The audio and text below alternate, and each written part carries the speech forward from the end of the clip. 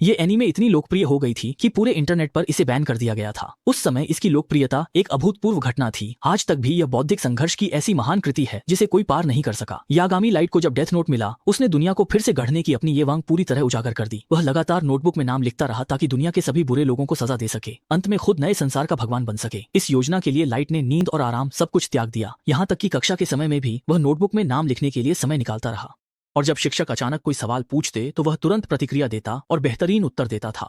Light की इस God level हरकत को देखकर रयूक हैरान रह गया। बोरियत में वह सिर्फ सेब खाते हुए लाइट को अपना काम करते देखता रहा। सिर्फ एक हफ्ते में ही एक कुख्यात मौत की सजा पाए कैदी दिल का दौरा पड़ने से मर गया। इतनी तेज और बेतहाशा बढ़ती मौतों की रफ्तार ने जल्दी ही इंटरपोल का ध्यान आकर्षित कर लिया। मामले की प्रकृति को लेकर मीटिंग में बहस छिड़ गई। आखिर यह हत्या है या सिर्फ एक संयोग? अगर यह हत्या है तो इतने सारे इलाकों में एक साथ हत्या करना कैसे मुमकिन है? और फिर दिल का दौरा पड़ने जैसी मौत की वजह से जांच में भी कोई सुराग नहीं मिल रहा है। अगर यह महज एक संयोग है तो यह वाकई बहुत अजीब संयोग है। चर्चा एक गतिरोध में फंस गई। इसलिए सबने फैसला किया कि दुनिया के नंबर 1 डिटेक्टिव को जांच में मदद के लिए बुलाया जाए। कहा जाता है कि इस व्यक्ति ने दुनिया भर के कई अनसुलझे मामलों को सुलझाया है, लेकिन किसी को भी उसका असली नाम या चेहरा नहीं पता। वह बस एक कोड नेम है। इस बार की साझेदारी की जानकारी एक संपर्क व्यक्ति और वॉयस मैसेज के जरिए साझा की जाएगी। इसी दौरान यूए को पता चलता है कि जो भी उस नोटबुक को छुएगा उसे लियू के दिखाई देगा। अपने परिवार को नोटबुक छूने से रोकने या उसके पकड़े जाने से बचाने के लिए उसने दराज के नीचे एक गुप्त खांचा बनाया है। इस खांचे को खोलने का तरीका बहुत खास है। अगर कोई अनजान व्यक्ति गलती से इसे खोलने की कोशिश करता है तो तुरंत ही उसमें लगे मैकेनिज्म से पेट्रोल जल उठेगा, जिससे सबूत नष्ट हो जाएंगे। यह साफ है कि यूए ने अपने लिए पहले से बचाव का रास्ता सोच रखा था। कुछ समय में यूए के कामों को बहुत से लोगों ने सराहा। उन्हें लगा कि आखिरकार कोई न्याय का दूत बुरे लोगों को सजा देने आ गया। कुछ लोगों ने इसके लिए वेबसाइट भी बनाई जिसका नाम रखा मसीहा कीरा की कथा। सब कुछ यूए की योजना के अनुसार ही चल रहा था। और जब वह मन ही मन खुश हो रहा था तभी टीवी पर अचानक एक विशेष समाचार का प्रसारण हुआ।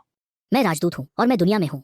अंदर की खासियत यही है कि इसमें यह होना चाहिए। खुद को बुराई का आदमी बताने वाले ने कीरा की निंदा की, उसे दुष्ट कहा और इसे इतिहास का सबसे अक्षम्य क्रूर कृत्य बताया। साथ ही दावा किया कि वह खुद कीरा को पकड़कर न्याय के कटघरे में लाएगा। यूए सचमुच गुस्से में आ गया क्योंकि उसे सबसे ज्यादा दुष्ट शब्द से फर्क पड़ता था। आखिर वह तो कमजोरों को बचाने और बुरे लोगों को सजा देने का न्यायपूर्ण काम कर रहा था। टीवी पर खुद का विरोध करने वाले को देखकर यूए और भी पागल सा हो गया। वह सबको दिखाना चाहता था कि उसे नाराज करने का अंजाम क्या होता है। इसके बाद उसने तुरंत टीवी पर दिख रहे नाम को बड़े अक्षरों में लिख दिया और वाकई 40 सेकंड बाद लाइव प्रसारण में वह व्यक्ति मौके पर ही मर गया। यूए ने गर्व से हंसी निकाली, लेकिन उसे अंदाजा नहीं था कि अगले ही पल फिर से आवाज सुनाई देगी। असल में जो मरा था वह आज ही फांसी की सजा पाने वाला एक अपराधी था। लेने हैरानी जताई कि वह तो बस आजमाना चाहता था। उसे उम्मीद नहीं थी कि यूए सच में दूर से किसी को मार सकता है। इसके बाद उसने यूए को उकसाना शुरू कर दिया कि वह उसे भी मार दे। कुछ परीक्षणों के बाद उसे पता चल गया कि यूए की दूर से मारने की क्षमता कुछ शर्तों के अधीन है और यह तथाकथित वैश्विक सीधा प्रसारण भी वास्तव में एक साथ नहीं हो रहा था, बल्कि केवल जापान के कांटो क्षेत्र में प्रसारित किया जा रहा था। उसे उम्मीद नहीं थी कि पहली ही टेस्ट ब्रॉडकास्ट में यूए की लगभग सही जगह का पता चल जाएगा। इसलिए वह खुद को बहुत भाग्यशाली मानता है और ठान लेता है कि वह यूए को फांसी के तख्ते तक जरूर पहुंचाएगा। वहीं स्क्रीन के सामने बैठा यूए भी चुपचाप इस चुनौती को स्वीकार कर लेता है। इसी तरह एक दूसरे की शक्ल और नाम जाने बिना दो महान प्रतिभाओं के बीच मुकाबला शुरू हो जाता है।